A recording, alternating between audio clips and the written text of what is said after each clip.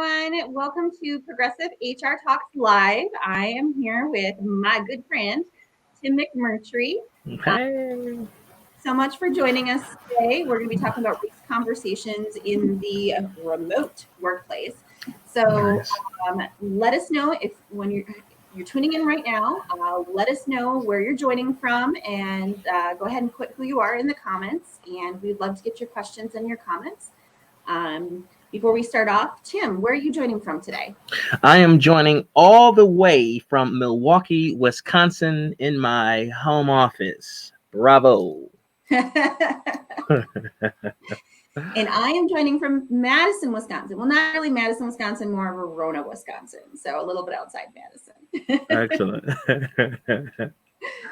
So, Tim, as we wait a little bit for people to come on and join us, let us start with a lovely question, icebreaker question.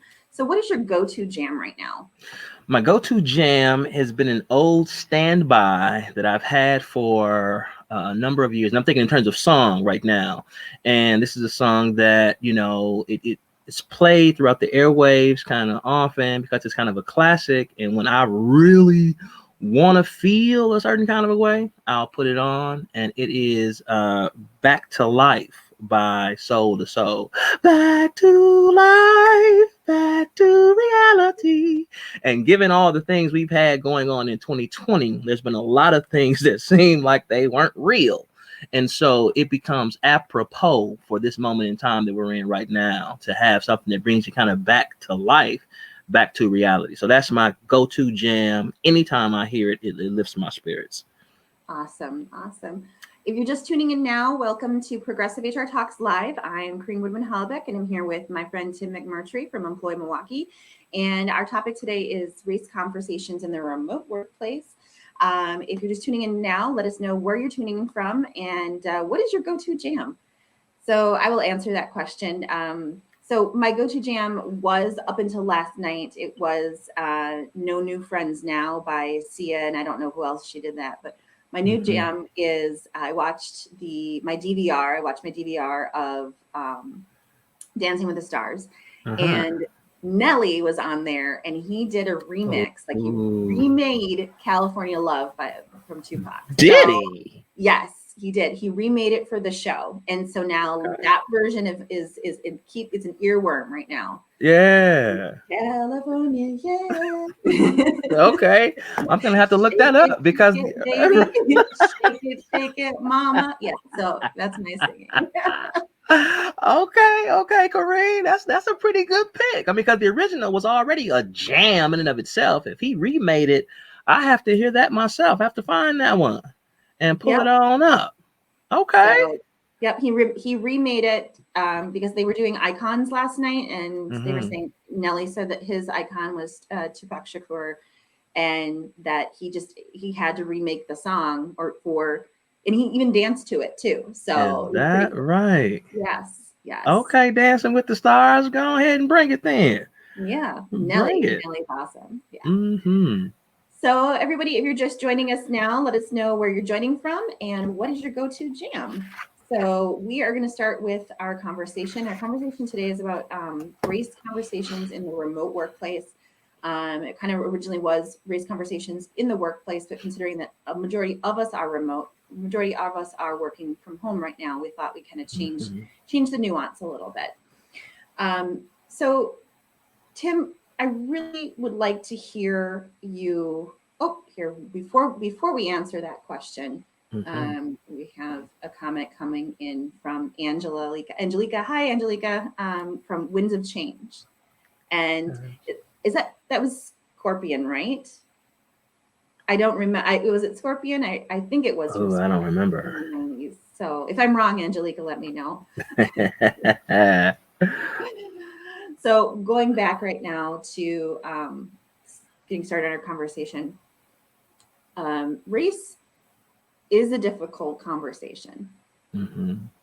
And so when you and I were prepping, you talked about the historical context around race in the U.S. And I thought I thought I was pretty, I understood, but I didn't understand. And so when you talked about the historical context, I really started to kind of feel like I could understand more about what was going on and why people we need to have these conversations. Yeah. I mean, if I can dive into that, I think there's kind of a threefold significance to approaching any race discussion. First, from the historical, context. Number one, it gives us the genesis of the challenges that we're facing now, where they come from. They didn't happen, by osmosis. They don't happen in a vacuum. They're tied to something. And being able to go into that historical context gives us a universal understanding of what's what. This is where all of this has stemmed from, number one. Number two, the piece about it in its depth and in many cases sordidness, this history of racial disparity and polarization, it also has a distance that has not been so far in the past. We'd like to think of, the race challenges. People talk about the original sin of slavery and all this kind of stuff as it being in and of itself just this one kind of monolithical thing that happened somewhere in the land far, far away, but it had some tentacles, and those tentacles are still reverberating today. And then number three, our ability to honestly and accurately, from the historical context, grapple with that history, not for the sake of just trying to, beat people over the head with, see, this, you did this, is not that, but just from the standpoint of, hey, let's acknowledge that some sucky stuff happened. Now that we've acknowledged that, let's see how it relates to what's going on today so we can tear back layers of the onion for the purpose of getting to solutions. When we talk about timing, just for an example, bringing it modern day, right before the pandemic, I was in my office. This was in circa February of this year.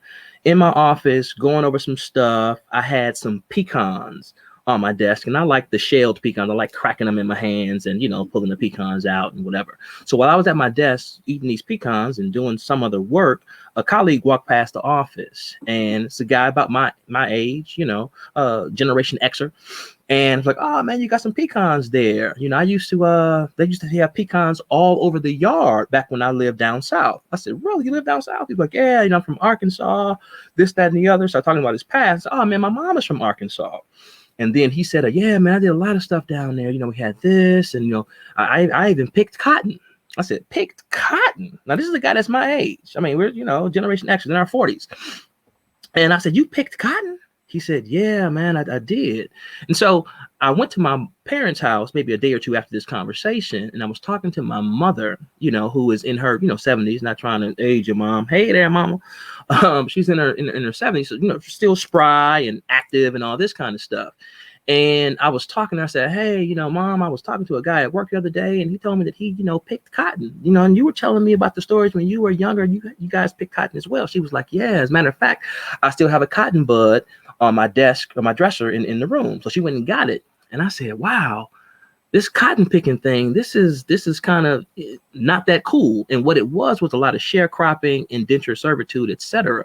I said, well, how old were you when you were picking cotton? She said, I think maybe 7 or 8 years old. So I said, they had the kids picking cotton as well? She was like, yeah. I said, well, when did you move up to Milwaukee from down south? And this is where it got interesting on this racial historical context. She said, we moved to Milwaukee in 1955.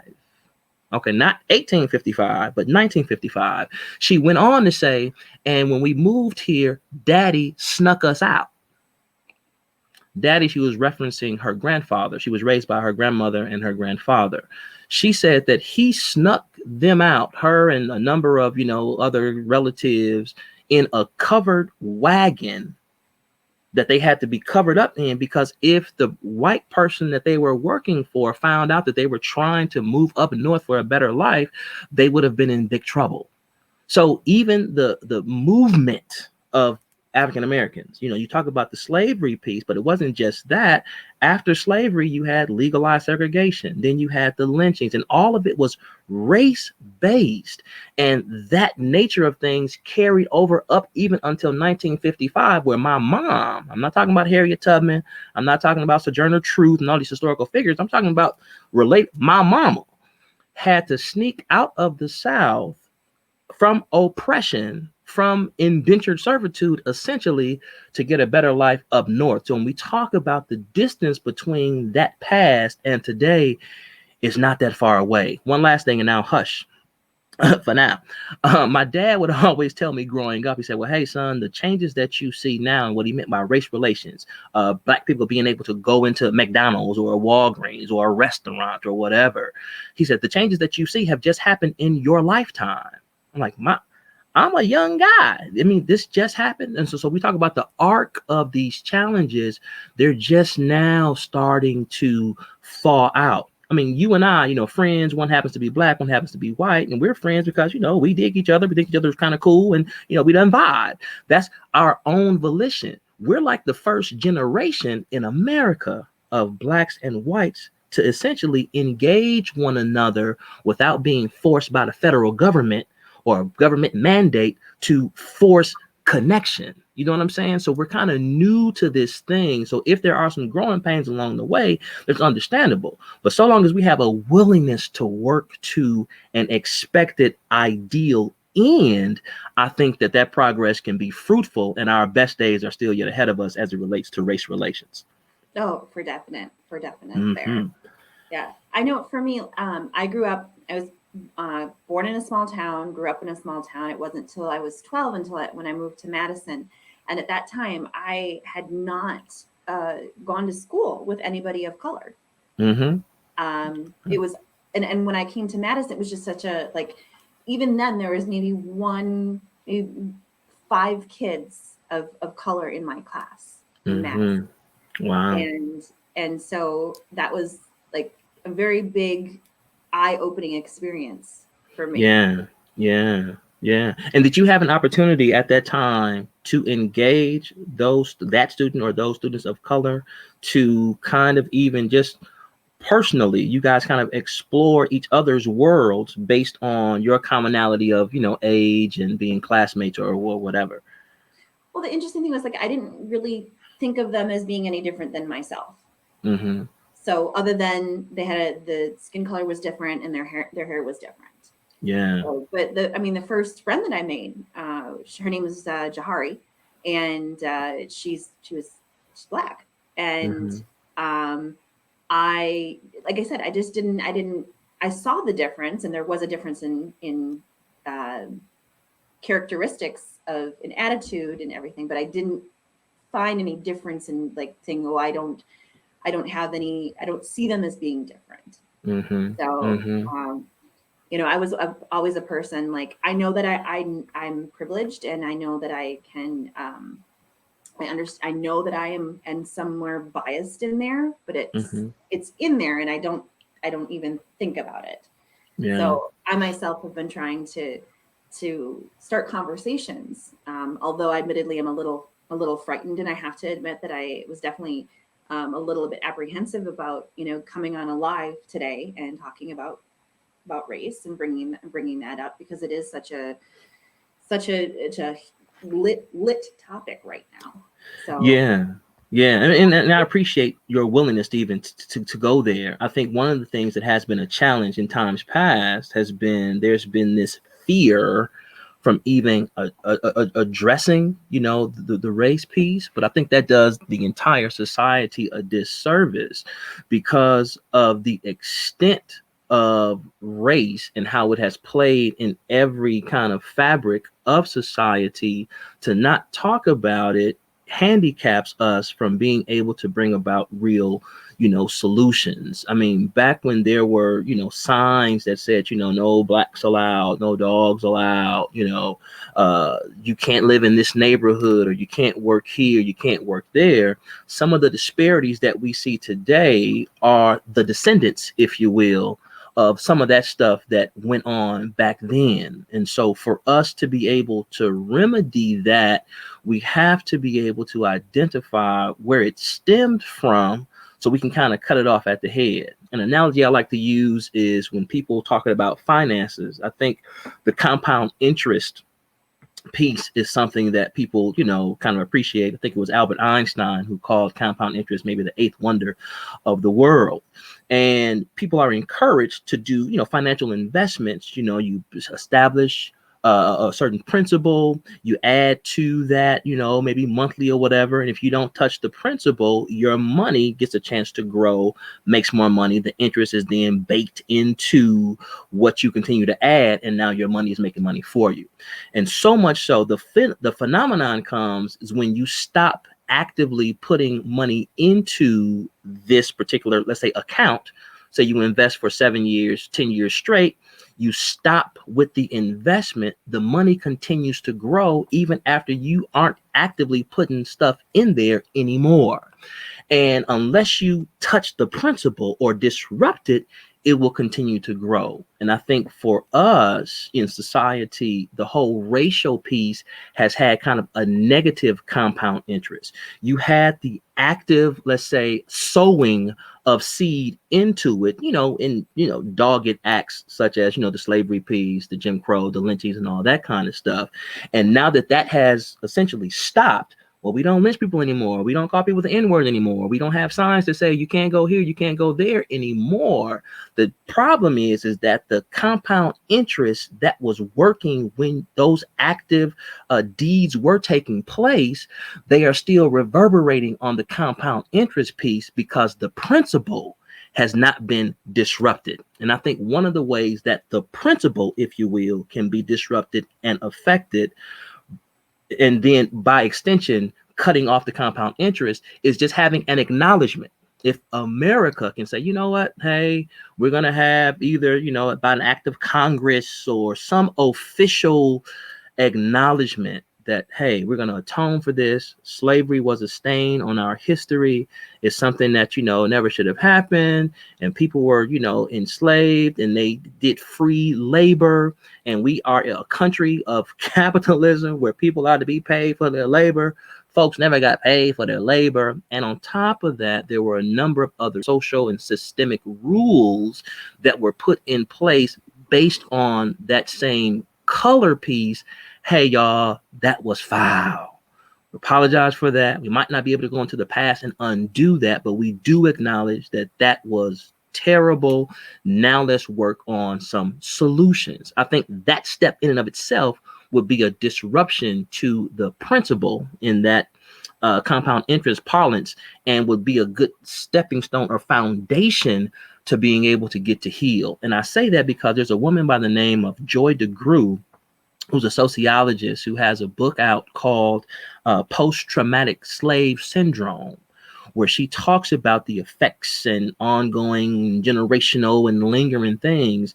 And she gave an example at a talk that she came to Milwaukee and gave. She said she went over to South Africa and they had their apartheid situation, which was akin to our race issues in America. And she said when she went there, she went looking for a level of anger and bitterness from Black South Africans. And when she encountered them at the airport and throughout the city during her stay, she would ask them, well, hey, what's your take on the race relations here in South Africa? And she said that the thing that struck her was there was no bitterness there. She said they just talked about it matter of factually. She said, well, hey, our relations with, white South Africans might not be perfect, but it's much further along and much better than it used to be because there was some acknowledgement and atonement that was made that really called apartheid really a sin against humanity, and it was out of order. And she said, okay, well, I'm thinking that they're just saying that kind of stuff. Let me talk to some white South African folks and see what their take is on this same question. And she said she didn't get a hint of bitterness from them either, because they said the same thing. Well, hey, we were able, although we are still working through some things and we don't have a utopia just yet, the relationship between Blacks and whites in South Africa is much better than it used to be because we've atoned, we've acknowledged that was just out of order of what would happen. So what I'm saying from a visceral level, if that can be done and not resisted, not, oh, you just get over it. Hey man, nobody is asked to get over anything. Our Jewish brothers and sisters, you talk about the Holocaust, they're not getting over that. No, they're not beholden to, they don't use it as a crutch, but you can't fix your lips to tell Jewish people to get over the Holocaust. At the same time, you shouldn't say that same thing to Black folks, because it, as it were, was a Holocaust of sorts as well. And we still see instances of it. The young man that was in Central Park in New York, when the young lady was there, was an African-American man trying to watch some birds. He's a Harvard graduate, so he's educated, he's watching birds. I'm thinking he's pretty harmless, not really showing a threat. He's just checking out some birds. Young lady comes in, she happens to be white, her dog was in this bird sanctuary, not on the leash. He just asked her, excuse me, ma'am, would you mind putting your dog on the leash, because the rules around here is that they disturb the ecology, they mess up the birds and all this kind of stuff. Just put them on the leash. Not trying to be confrontational, just trying to ask her to obey the law. She immediately pulls out her phone, gets confrontational with him, argumentative, calls the police, and emphasizes, hey, there's an African-American man who's I'm feeling threatened by. So she weaponized race. So when you talk about getting over it, it's hard to get over it if it's always thrown in your face all the time. And so that thrown in your face all the time has a genesis. It has an umbilical cord. It's connected to something. What is it connected to? It's connected to those more sordid times in America's early history, where the division of the races, was based on skin color, and it was domestically enforced by domestic terrorism. Ku Klux Klan, other vigilante groups that would go in and do physical harm to Black people if they so-called, quote unquote, got out of line. That's real. We can't not talk about that, because what we experience today, be it the George Floyd situation, Tamir Rice, you name it, Philando Castile, Sandra Bland, all those have an extension to that past. So we have to address the past, not to, again, use it as a crutch and a stumbling block for us not to be able to get past, but to give us a full scope, full-throated acknowledgement of, hey, man, this is what this is. This is where it started. So now we can get to better remedies, because we know what the cause is. When you go to the doctor's office, the doctor doesn't just say, okay, all right, get up on this thing. Here's a prescription. He said, okay, how you feeling? How your leg feeling? Let me check your blood pressure. Let me check. He's trying to find out, where am I starting from, so that I can prescribe the right remedy and medication so you can be made whole. And that's what we're looking to do. We're trying to make America whole through all of its participants. And we have to find out, okay, when did we get unwhole in the first place, so that we will know how to take the accurate, appropriate steps to bring wholeness back. And I agree with you. And to your points about, race being a crutch or being weaponized, I mean, that's not, there's a lot of people that don't want to have it that way. Like myself, like I don't want to ever have this distinguishment between race.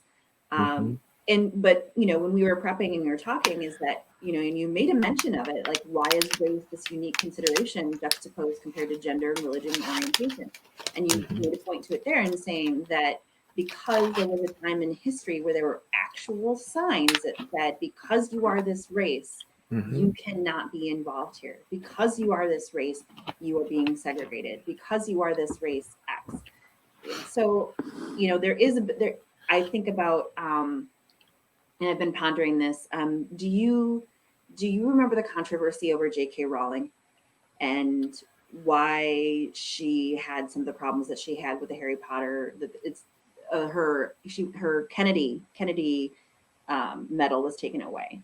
I believe that what it was, because she had some issues with talking about she sees race as just another human issue that goes along with women's rights and religious rights and orientation, and there was an issue with that, because it was like not a disacknowledgement of the Black Lives Matter movement, but in a way just saying it's not as that important.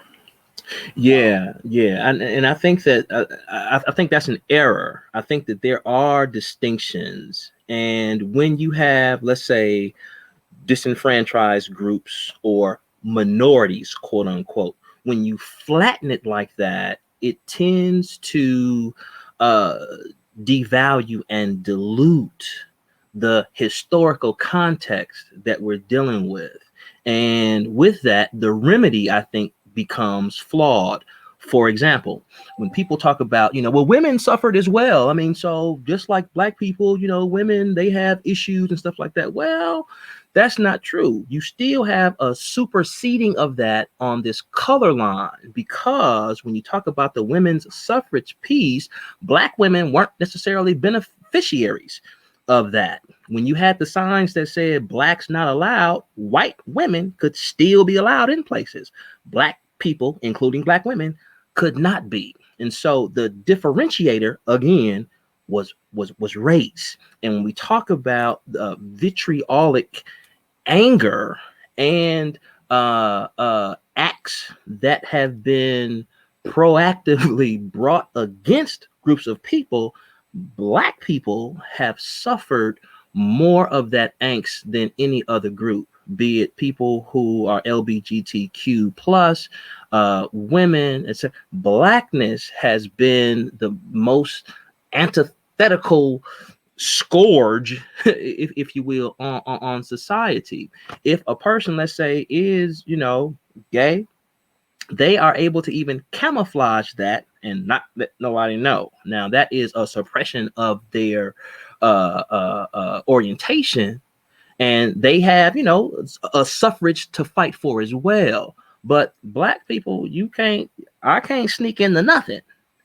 You're going to still see, the blackness. And I think the real piece for this showed up recently with the Black Lives Matter, that the NBA, when they went to the bubble and they really wanted to make a concerted effort to say, hey, we, the NBA, really stand by our athletes, which is predominantly African-American, and their suffrage in this. We want them to know that we are allies with them, and we want to advocate for better race relations.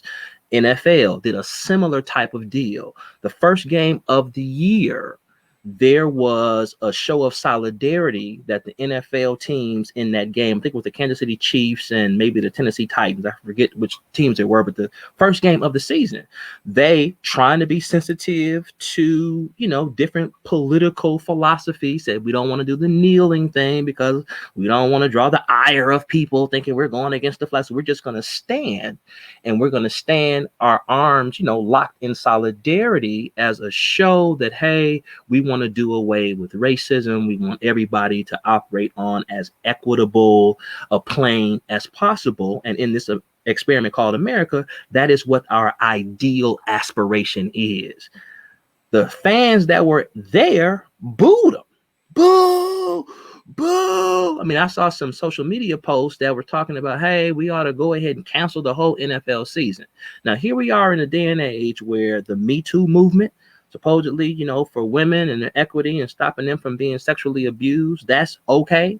You got people going to jail for fighting animals like Michael Vick, because you got animal rights. You got LGBTQ plus rights. You even had people that don't want to wear a mask rights, storming into state capitals across the country armed, saying you can't make me wear a mask.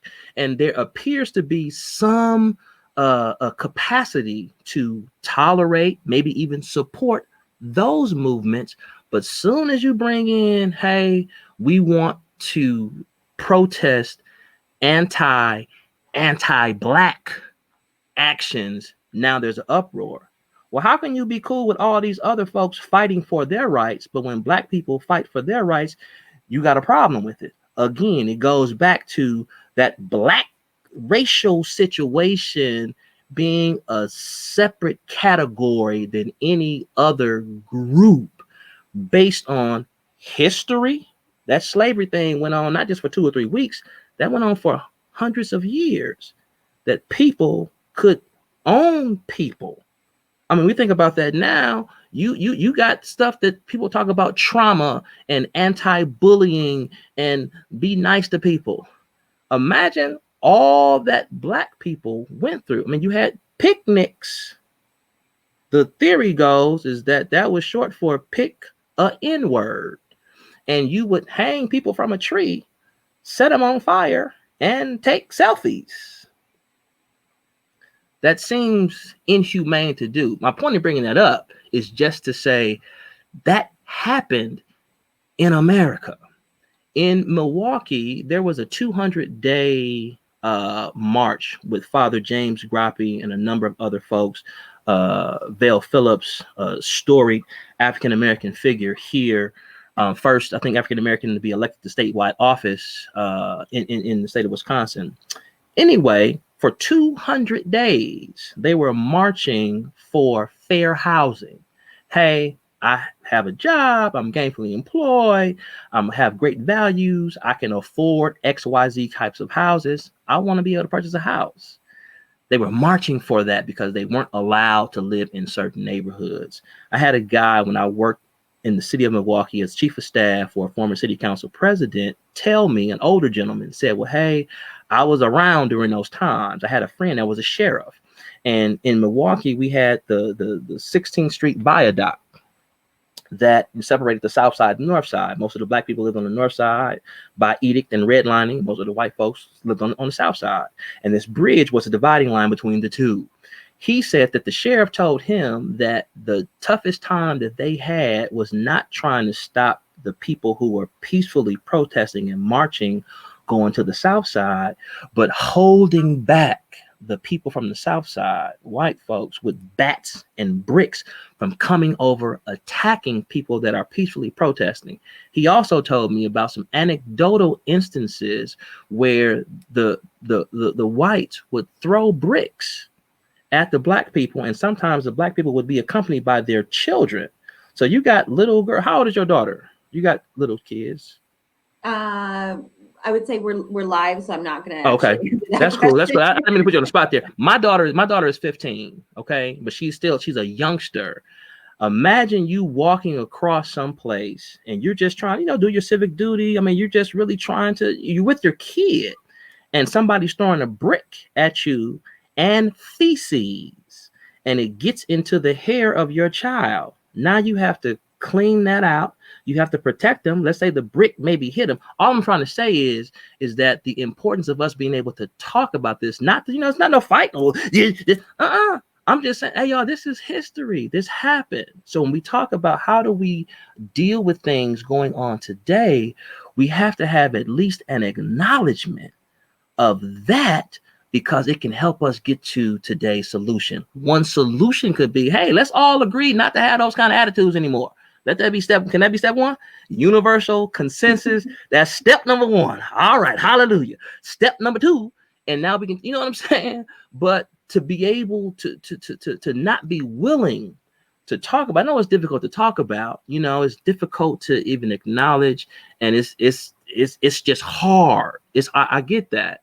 But think about the people that had to endure it. If we're having a hard time talking about it, imagine what those folks had to go through if they had to live it, And I think that right where we are now, one of the things that's been encouraging to me, a silver lining, if you will, in the cloud of this whole COVID-19 piece being the main train, and the aftermath of the protest following the George Floyd killing being the caboose to that train, is the fact that you have people of different races that have come out saying, hey, what's wrong is wrong, what's right is right, let's fight for what's right. To see white folks out saying, hey, man, anti-Blackness just because people are Black is out of order. That is a welcome sight. That back in the day, that didn't happen. Even folks that did not actively participate in some of the more hardcore things that were done, they stood on the sidelines and didn't open up their mouth. So their silence was kind of, complicity in some regards. Now those folks I ain't standing on the side no more. I'm going out, I'm protesting, whether I'm Black, whether I'm white, whether I'm, what I'm saying? Whatever is wrong, and we ought to kill that noise right now. And so that's really, really encouraging. And I think that can spill over into the other fabrics of our society, workplace, sports, etc., because a person can see, okay, I see you as human first, who happen to be a particular color. You shouldn't be particularly ostracized in any shape, form, or fashion just because of that.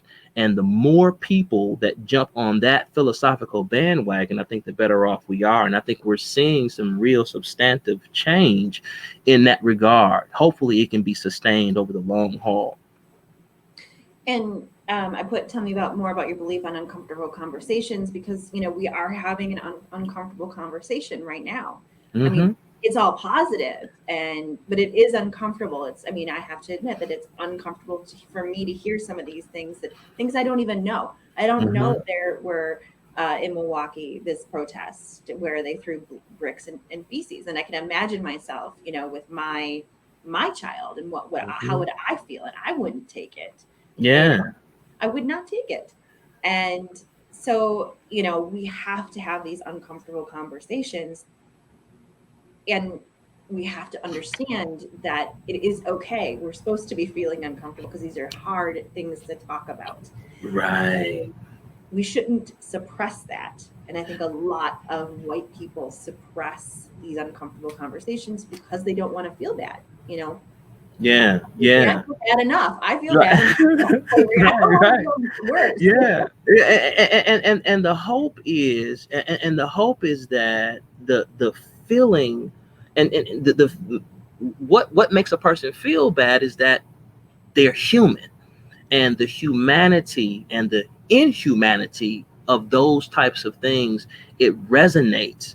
And the hope is that if just talking about it can make a person feel a certain kind of a way, that in and of itself can be enough of, one, a deterrent from participating in those types of activities moving forward, but number two, an inspiration to actively or proactively do what one can to ensure that those days of yesteryear never come back. And if there are any lingering attitudes along those lines, they can be kind of finally, once and for all, kind of stamped out. I was participating in it was a equity in philanthropy workshop a couple years ago. And it was a mixed bag of folks that were there. And it was an actioning thing. I'm mixing up two stories. Let me get to the main point I want to make. I was at a strategic actioning meeting for the African American Leadership Alliance Milwaukee organization. It was an organization that was started to promote African American leadership in all sectors of society and to be a support group for African American professionals and those that are looking to, ascend up the ranks and trajectory in executive leadership positions in different sectors. So as part of this, there were a number of African American participants and a few Caucasian participants in this group of 80 that were part of this initial actioning piece. And part of this retreat, which was a 3-day, thingy, we were secluded for, from 8 a.m. to 6 p.m., you had a number of workshops that were meant to build teams. And at the end of these workshops, your team was to report out to the entire group of what your experiences were. And so in one particular instance, a very, very prominent Caucasian executive, well known throughout the city. I mean, big ball, you don't get much big ballery than this guy. And we were all sharing, how was your experience been? How did you feel, etc., going through these exercises. And he said, well, hey, I just want to speak up. The first day when we were doing our exercises, I was part of a group. I was the only white person in the group. And as we were talking about our game plan, what our assignment was, what our project was, it seemed like every time I gave a suggestion, nobody wanted to hear it. They poo-pooed it, didn't really take a lot of my suggestions. And I felt like I was kind of relegated to, the background. I was an afterthought. And I was very, very frustrated with that. As a matter of fact, to be honest with you guys, I was going to quit this whole retreat and leave. But I said, nope, I'm going to stick through it and I'm going to stick around. But I really felt like I wasn't valued. And, I got up after he said this. I said, thank you for sharing that. I appreciate you letting us know that's how you felt. And I'm glad you experienced how that feels. Not to be mean or anything like that, but I'm glad you got a chance to touch what that experience is like, because most Black people feel like that every day in their workspaces and still are expected to operate at peak efficiency despite feeling that way. We can't quit. We can't just throw in the towel. We can't just quit our job. We can't just say, forget it. You have to suck it up and still persevere. So the fact that you experienced that over a little 3-day little retreat, imagine living a lifetime with that experience, that burden that you have to experience, get through, and still jam despite those kinds of forces and feelings. And so having those kinds of exchanges, I think, are rich enough to make each of us say, hey, wait a minute, man, I didn't know it was like that. Yeah, bruh, you've just walked 15 minutes in my shoes. It ain't no joke, is it? All right. So when you have that experience, or have at least that sensitivity to what that might feel like, maybe that can extract or bring up some empathy in you. So when you are encountering you encounter them with respect to, first, them being a human being, second, them having feelings, third, if they are qualified to jam, don't put any artificial obstructions in their way. Help them to be the best that they can be, even in their other than you-ness. That's what I think the value of talking about difficult things can do. The difficult conversation is the seed. The harvest of said seed is a better understanding and environment and sensitivity to the otherness that helps us all react and interact in a more beneficial way to each other as a result of that. So we're coming up on almost the quarter portion of where we are. Oh my goodness, time is flying. It's going to go so fast. Oh wow. I really, really, really want to ask these two questions before we end. And those that are watching, please, if you have any questions for Tim, go ahead and throw those in the comments, because I'll take 5 minutes at the end to get those answered. But I want to. They're kind of the same thing. So I'll show you both questions and then you can kind of answer them. I popped this one up before, is that how can we start positive conversations about race at work and the remote work?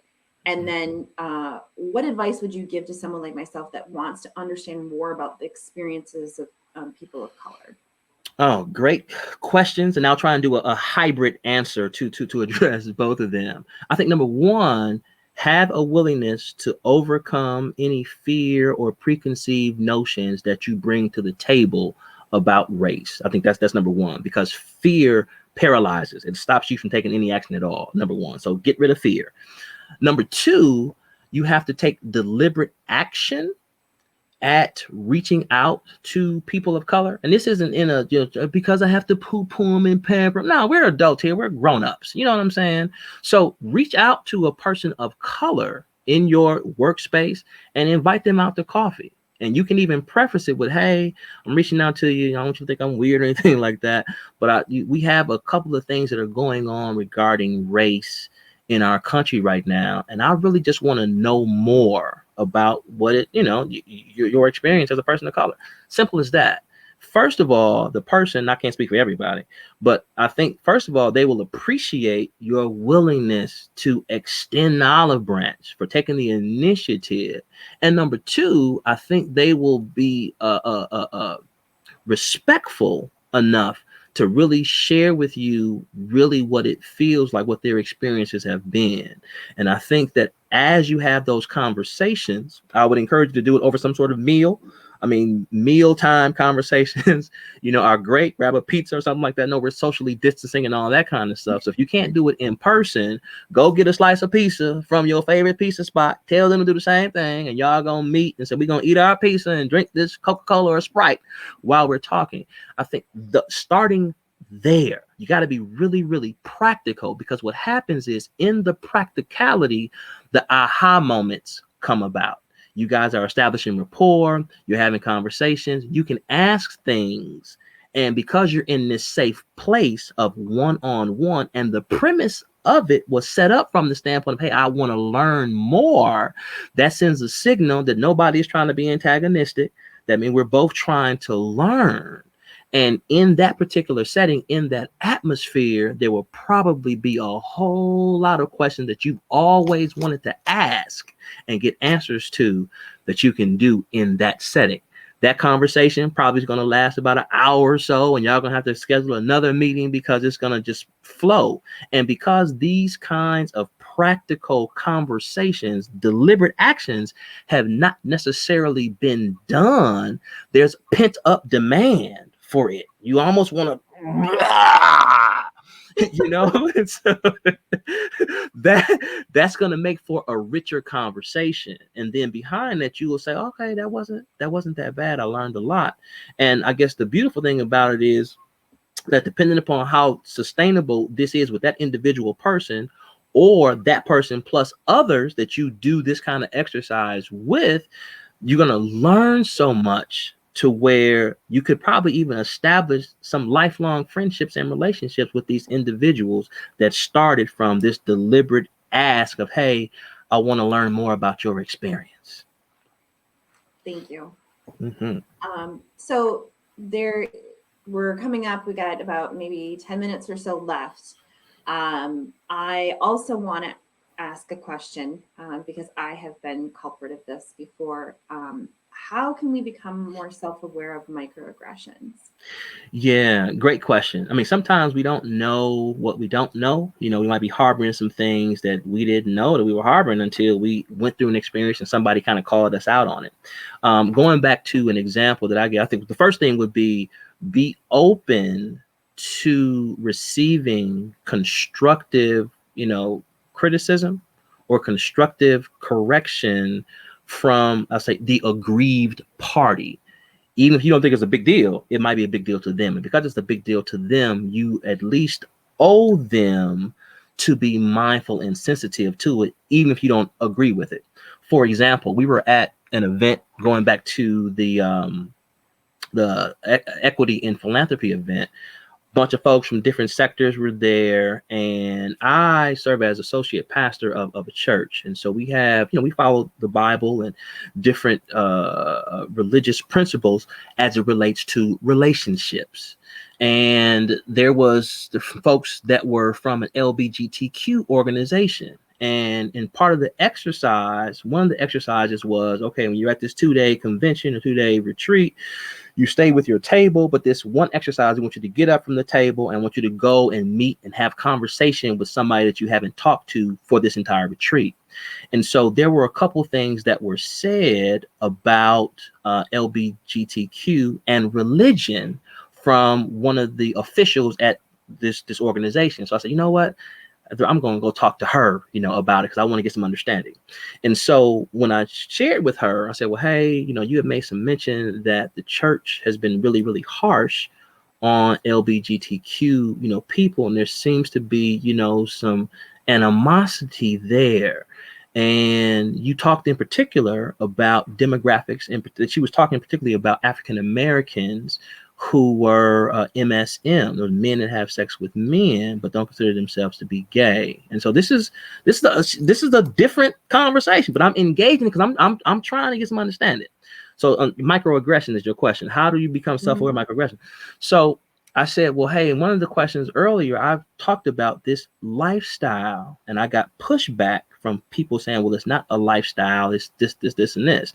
Now, I wasn't trying to step on nobody's toes. I wasn't trying to microaggress, but apparently I did. So can you enlighten me on what's going on? She said, well, Tim, many of the folks that we deal with, she was talking about a particular demographic in the sake of this conversation, that we deal with have been ostracized by family, ostracized by friends, and some of them, their last resort is to go to a church because their grandmother or somebody taught them about faith and praying and stuff like that, and they figure, Christ is love and God is love, and they get to the church and they're treated kind of ickily by the church, and it's their last resort. So now they have to then go and couch hop, and sometimes they are abused by those who they are trying to seek refuge from. I said, so my question to her was, well, how do we want to be able to exude and exemplify the love of Christ, but at the same time, we have certain values that we're not trying to compromise. She said, well, one way that things can be addressed is you can approach some of the challenges from a public health perspective. That way, when you are encountering individuals that are of this orientation, you don't have to make them feel icky, and you can still coincide, because this is a public health issue, because at the rate we're going, some of the things that they're facing with regards to health crises can spiral out of control if not treated. And so she brought that perspective. So what she was sharing with me was try to identify a point of intersection with that individual, that group that you feel is other or different, so that you can further some sort of mutual understanding and coexistence that minimize any antagonistic feelings or actions that may be taken. But you first have to acknowledge if the aggrieved group says, hey, something that you did, said, or expressed was offensive to me. Don't get that wasn't, no. It was offensive to them. You know what I'm saying? So when I said lifestyle, that offended some folks. Okay, my bad. Hit me to what other kind of language I can be using as it relates to you having a better understanding, so that I'm coexisting, I'm vibing with you. I'm not trying to be foul. I'm not trying to make you feel a certain kind of way when you are in my presence. How is the best way for me to carry myself when I'm engaging you? And the aggrieved party would be best able to tell you that, because they know when you have offended them, even when you don't know. So since you don't know what you don't know, somebody has to share that with you. So I would say, the long-winded answer to your question, how can we become more self-aware? We can listen to feedback we receive from others, particularly when they frame it in something that we may have done or said that was offensive to them. That's how we can become more aware. Put it in our mental Rolodex. Got it. Didn't know that. Know it now. I will govern myself accordingly moving forward. When you know better, you can do better. Make a move towards empathy, not hate. Bam. That's it. So we're getting close to our ending time. We're going to end a little bit early so everybody can jump onto their next Zoom call.